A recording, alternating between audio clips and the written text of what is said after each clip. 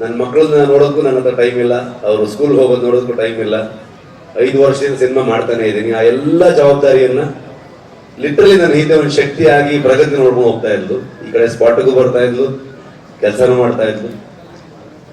ನನ್ನ ರೈಟರ್ಸ್ಗಳು ಅವ್ರ ಫ್ಯಾಮಿಲಿ ಎಲ್ಲವನ್ನು ಬಿಟ್ಟು ಬಂದು ನನ್ನ ಜೊತೆಗೆ 5 ವರ್ಷದಿಂದ ಇರ್ತಾನೆ ಇದ್ದಾರೆ.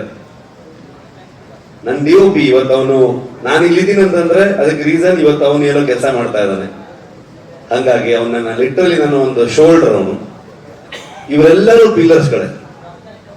ಕಾಂತಾರ ಮಾಡಕ್ ಶುರು ಮಾಡಿದ್ಮೇಲೆ ಸೆಟ್ಟಲ್ ಹಾಗಾಯ್ತು ಹೀಗಾಯ್ತು ಅಂತೆಲ್ಲ ಕೇಳ್ಪಡ್ತಾ ಇತ್ತು.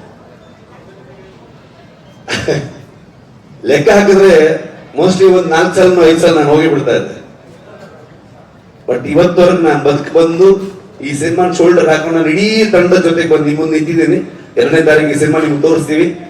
ಓನ್ಲಿ ರೀಸನ್ ನಾನು ಹಿಂದೆ ನಿಂತಿರೋದು ದೈವ ಅನ್ನೋದು ಅಷ್ಟೇ ನಂಬಿಕೆ. ಇವರಿಂದಲೇ ನಮ್ಮ ಇಡೀ ತಂಡಕ್ಕೆ ಪ್ರತಿಯೊಬ್ಬರಿಗೂ ಆಶೀರ್ವಾದ ಮಾಡಿ ಇವತ್ತು ಅವನು ನಮಗೆ ನಿಲ್ಲಿಸಿದೆ.